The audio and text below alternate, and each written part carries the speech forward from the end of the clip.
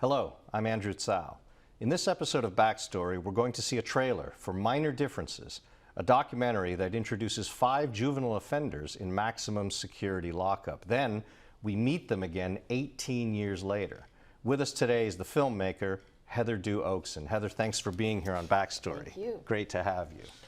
Let's begin our conversation with this about minor differences with getting a sense of who you were 18 years ago, well, more than 18 years ago now, as a filmmaker, and what led you ultimately to the subject.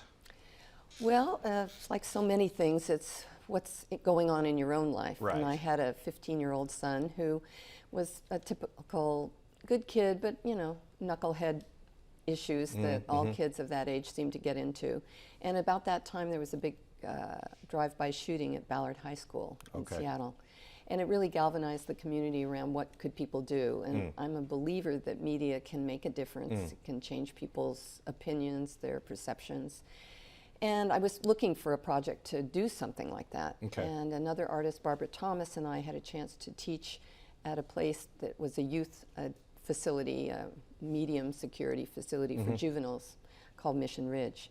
And we were going to, there was an experimental art program there.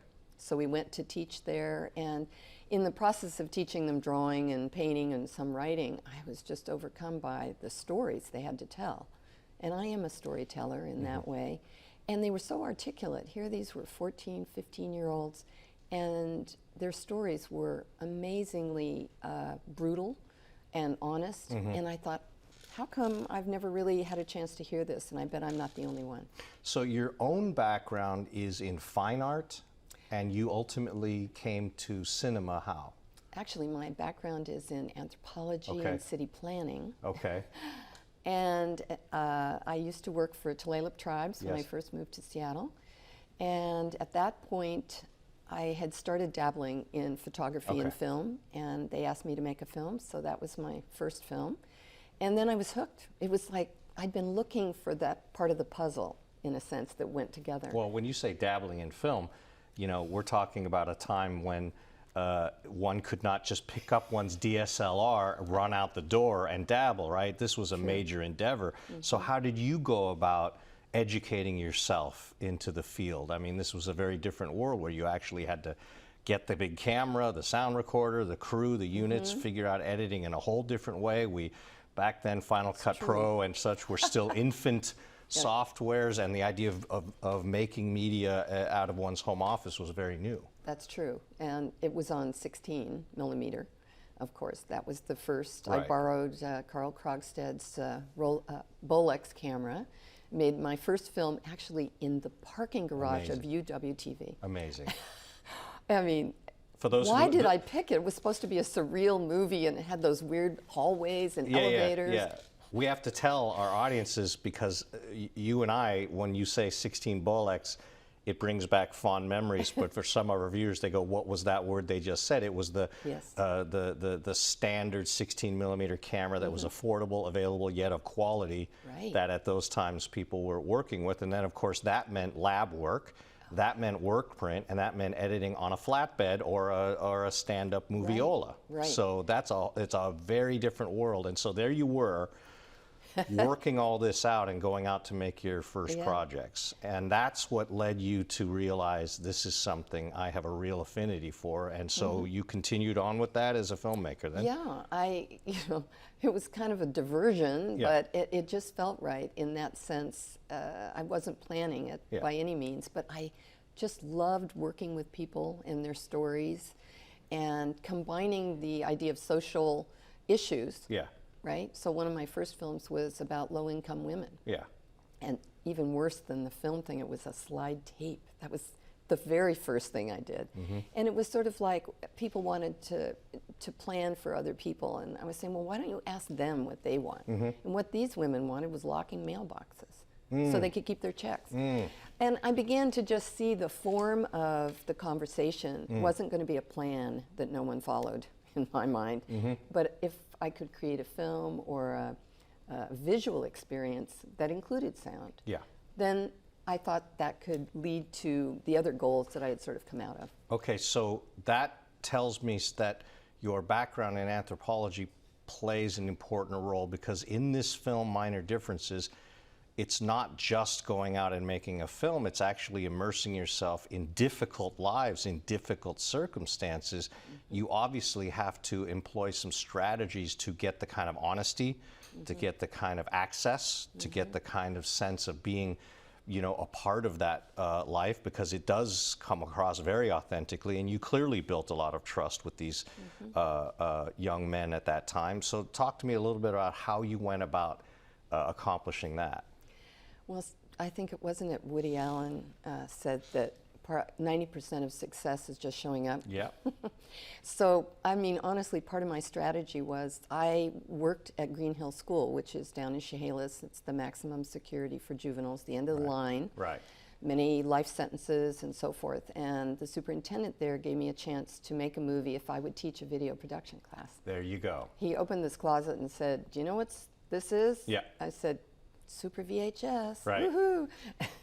So, and I think in retrospect, what happened was I was sort of like a participant observer. Okay. I wasn't judging them. I really was there to listen because I was learning a lot. Yep. But that consistency over time, I've recently asked a couple of the guys who have been going with the film when it's being shown, and people will ask, well, what made you trust her? Yeah. Because we really came from very different worlds.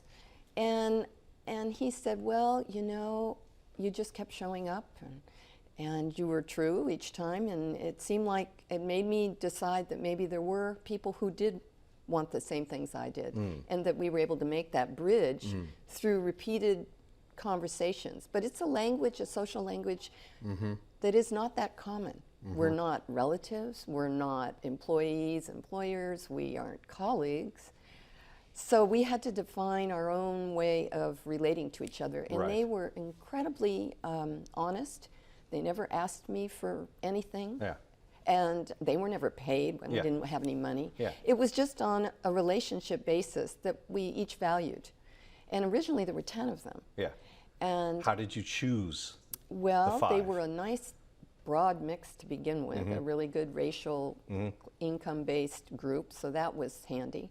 And I stuck with most people over the years, but one person became quite a high up in a gang situation in prison, and when he got out the last time, you know, we kind of agreed that maybe his face being broadcast all over wasn't going to be good. Right. But it was really honest. A couple people moved out of the area, and I became quite a detective over the years. Finding, yeah, I'd talk to their reconnecting. families. I knew their, you know, maybe their sister or their cousin or their nephew. And that alone, I think, when you have somebody in your life, I was probably as common a thread for them over 20 years as anybody. As anybody. So you have years of footage, and ultimately, as our viewers are going to see, spanning decades. Right. When you look back now on trying to figure out how you would structure the piece, because you are also telling us a story of these people's lives, what strategies did you employ to figure out how to go through all this and create this dramatic structure? That's a good question, because I don't think it follows a very typical documentary format or maybe any other one. But I reached back into a show I saw probably 30 years ago on Vietnam vets, and they were headshots, you know, the death of most things, headshots with them telling their story. Yeah. And it was riveting, and they looked right at you, right at the camera, and I was really impressed by that. So that was in the back of my mind. One of the things you want is you wanted that direct address idea so we could connect with them as an audience. I think humanizing people that have been dehumanized or have been made invisible by the prison system. Yeah. It was really important for me to let their humanity come forward, and I think that structure, and a lot of that structure works for me. A lot of times people weave stories, so you might have the 5 stories, so things that they have in common, whether it was childhood abuse or they had addictions. But I decided that sort of watered it down in a way that I didn't want. I wanted to see what happened when they were 15, what they said, and be able to remember that, and then see what happens when they're 35. Fantastic. And for me, that works, and then they can be shown individually too. So. Right, right. Now here's a look at the trailer for Minor Differences.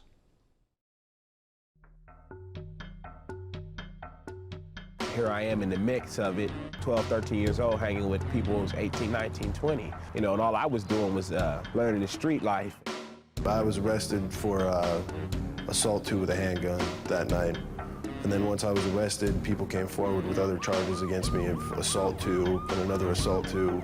I'm justifying this because I need drugs and I need money to buy my cigarettes and gas and some more alcohol tomorrow. That's as far as I was thinking. And so I'm doing time for some gas, some cigarettes, and some alcohol. Eventually, I started selling drugs, and it didn't work for me. I didn't have the patience to stand on the corner. You know, this is supposed to be fast money. Well, it's not coming fast enough for me. So I decided to strong-arm people for a little bit. Being a kid walking in a maximum security penitentiary was the scariest thing I've ever been through in my life. You hear about rape, you hear about people getting stabbed, you hear about people taking things, and all those things they're real. They're happening every day.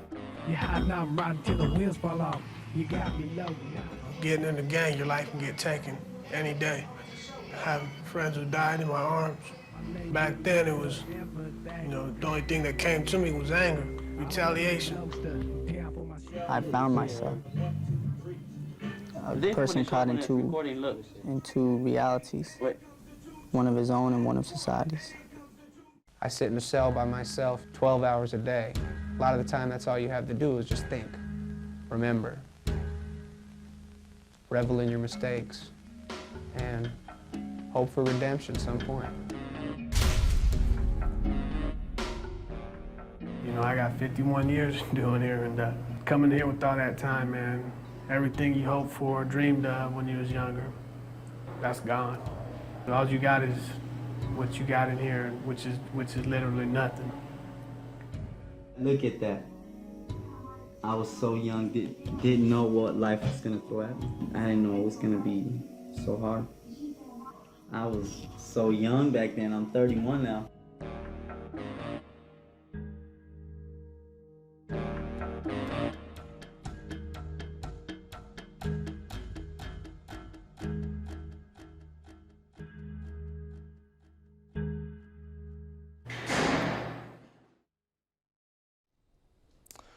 That was certainly a great experience for me anyway, watching the film. I've watched it a couple times, and you know, I just want to bring a line out that we just saw. Matt, one of the characters in the film, says that once he got out of prison after an extended period, he said he realized there was the rest of society and then there was me, and that sense of being separate from the world he was trying to re-enter was profound for him and a very complex issue. You've spent so much time now, and we see it through the documentary, studying this notion of what prison and the word rehabilitation means in terms of these people who went in very, very young, not even as formed individuals yet, and then come back out in society as adults. Can you talk a little bit about your perspective on the possibilities even of what we think is rehabilitation with the prison system in America? Well, there is no rehabilitation going on in prison. Really, prison is just punishment. That whatever used to be way back when, and maybe there's some efforts to do that, but it's sort of like a system that's so broken and it's so punitive, and it offers no training, no job skills, no education. Of course, they go in with someone who doesn't even have a high school diploma, and they come out and they can't get a job, they have a felony.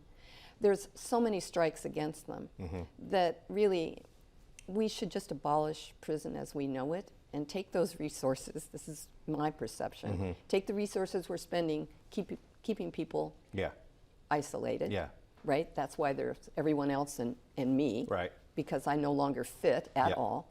And I've learned to become a better criminal. If we took those resources and put them at the front end, in when these kids are 10 years old and help their families, help the kids who are struggling in school, if we did that, took all those resources, we wouldn't need prisons. Well, because in this situation, we're not talking about the adult who makes the choice to engage in that lifestyle that has those repercussions. Again, we're talking about teen and even preteen children, really, who make mistakes, who come from difficult circumstances, who make bad choices at an early age. And what you're really talking about is, how do we expect them to make intelligent choices if we're somewhere along the line, we're not presenting those choices for them?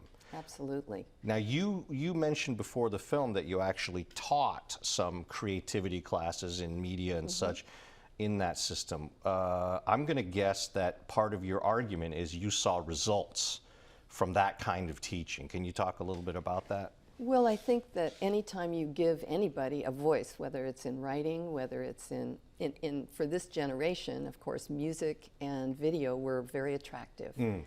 And it gave them a chance to reflect on what they were doing and express themselves. And one of the things you don't get very often as a child, and maybe anybody in this society, is to have somebody listen to you, really listen to you. And you get a different sense of yourself when you feel that validation.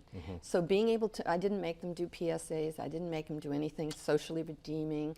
They just got to do whatever they wanted as long as they weren't messing around. Well, they got to encounter something about themselves by doing a piece of art, and in that sense, they're asking themselves who they really are. Right, without even knowing it almost. Right, and so this cliche we live with now of prison being a revolving door, which is, as you have just touched on, is hugely expensive for society, is just a complete failure of a system in that, you know, we are spending billions on a revolving door system where you're arguing you could spend arguably much less and maybe make it not a revolving door, but maybe make it a transformative experience that has a punitive aspect, because you are being punished for what you did, but at the same time there's a sense that you're still a human being with a second chance, maybe.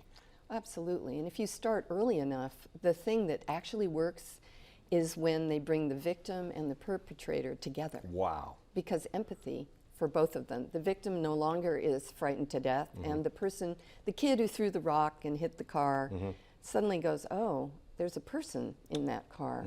They found that cuts recidivism by like 85%. Well, you're touching on this notion that this idea of isolation is no solution for anyone. Well, and kids, I mean, most adults can't handle that kind of isolation. Right. When you do that to a child whose brain is, we now know research-wise, is the impulse control and all of that is not there. So we're punishing them for communities' lack, basically, of services and orientation. So I think that if we were able to reorganize how we look at children and what we're doing there, we would have a very productive society with a lot less problems, a lot less fear.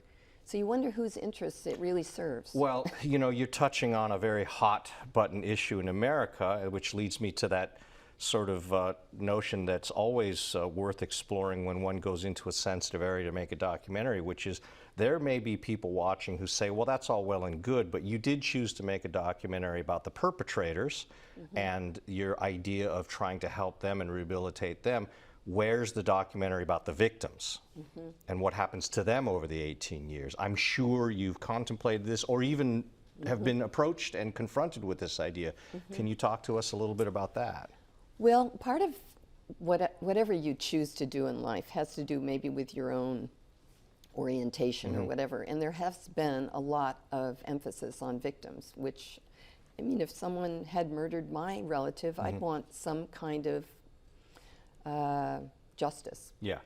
But I think that the length of that justice, the type of it, and so forth are really critical questions that this country hasn't asked.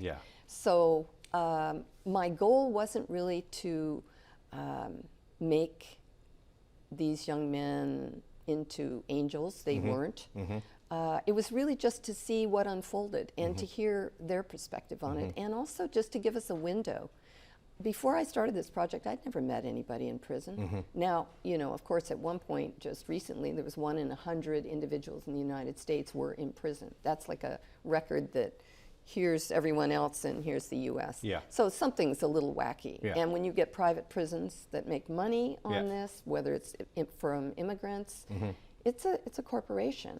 So I think that we really need to look at it, step back a little and say, we're all part of the same situation. The victim and the person who's committed the crime are tied. It'd be very interesting because you mentioned that you actually have been in situations where the so-called victim and the perpetrator encounter each other. It'd be very interesting to actually ask the people who were affected by the crimes, what do they hope or wish for in terms of you know, the future for the people that changed their lives in that way. I'm very curious to know whether the majority would say, just lock them up and throw away the key, or, okay, given the chance, I'd prefer that person become a better human being. It'd be a fascinating area to explore. And I'm going to guess that this film, I mean, given that we're spanning 2 decades here of experience, Right. has changed you as a filmmaker, a storyteller. Talk a little bit about what that did for you in terms of how you approach making films and what's next for you. Well, in as much as I never thought it would last this long, I mean, I made a film 4 years after I started, Yeah. which chronicled their sort of in and out situation. And the original intention was not to do a soundbite, a 5-minute soundbite Yeah. on the news. And I thought I was done, but there was no distribution really at that point for movies. There was VHS and there was no internet and so forth. No YouTube, no Vimeo. No YouTube, exactly. So I've sort of said, well, you know, it was on cable a few times and great. So I sort of put it away. Yeah. But I had developed a relationship, so I did a lot of letter writing. Yeah. Nobody does that anymore either. I mean, I'm the analog queen. I can still write. Yeah. So I have hundreds of letters. Okay. And then at about 5 years ago, the number of people being jailed, the level of destruction that had been wrought for them and their families, and when you go back to the victims, they weren't getting any better. Right. They weren't getting any satisfaction. Right. They didn't get to make peace in any way. Right. So I kind of I said, oh, I can't do this again, but I'm going to. And I got a lot of help from other people in the community who volunteered their time. And I think what it taught all of us, the guys in the film and myself, was that you stick with something you believe in. And we each had to reflect on our lives. We each had grown. We'd really trusted one another. We'd walked some pretty strange little roads trying to do the right thing. And from what they've said, they saw it as sort of a mirror. It kept them, they didn't want to screw up. Yeah. Because here it's being recorded. Yeah. And so I gave them a sense. And I think for them it has been very redemptive. They want to help other kids. They've worked through. And now you see they're very, very intelligent. They're very capable. Any of them becoming filmmakers? You know, none of them have bit that part. That's interesting. No, they're musicians, painters. Yeah. They do want to do a lot of work with young people. Yeah. But no, they. So then, and what's next for you? What's on the plate for you now, Heather, as a filmmaker? Well, you know, I doubt I would ever be as lucky as I have been with this project, to have something that fulfilling and really feel like the work you do means something to yourself and to other people. But I've always had a parallel part of me, maybe to keep, because this was going on forever and ever. I did a lot of more poetic video installations, Super 8 film. So I'm working in those two mediums. I love that you're working in that medium, Super 8. I just love having a guest on the show that says, I am doing a film in Super 8. You're my hero for doing that. I love it. Well, maybe I can come back and you can put a little piece on. I'd love to, if we can figure out how to project Super 8. No, I'm kidding. That's great. Thank God for digital transfer. Exactly, exactly. Well, thanks so much for being here. Thank Absolutely you. A wonderful project. Great to have you. Thank you. And thank you for watching Backstory. I'm Andrew Tsao, and we'll see you again behind the scenes.